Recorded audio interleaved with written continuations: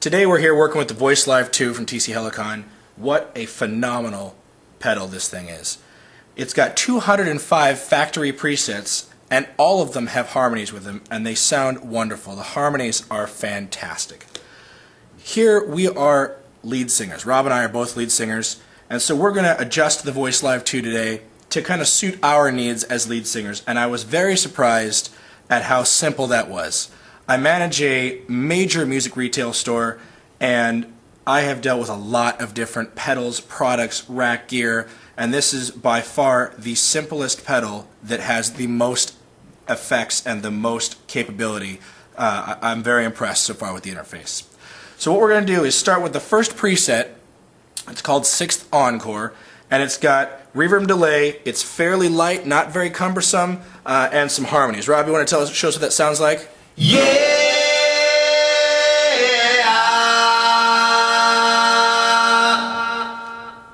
So great harmonies, but not a lead singer type patch. But if you take the harmonies out and just use the reverb and delay, and I push that until the red light comes off, and then we can try it again. Rob? Yeah!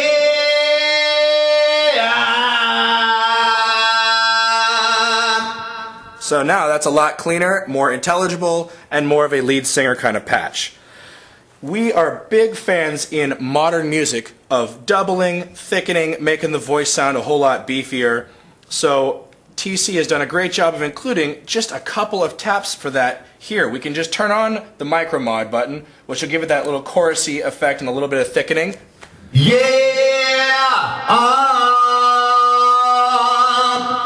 That so much of our modern music is recorded with. And then again, we could add some doubling to really thicken things up here. Yeah! Why? And if we turn all that back off, we get back to our reverb and delay very clean. Hey!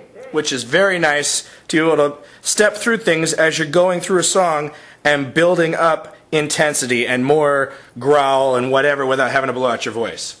A couple of things about the VoiceLive that we got to do real quick though before it's ready for the stage is go into our setup menu here and come down to the bottom, use the wheel here, to where it says output level range, and we need to turn that from line to mic. And that's an awesome setting that they made in this to be very simple rather than in some of the other boxes that can be a little more complex from other manufacturers. It just says line and mic, because in audio you don't plug a microphone pre, which is in this, into another microphone pre. Typically it's too much gain.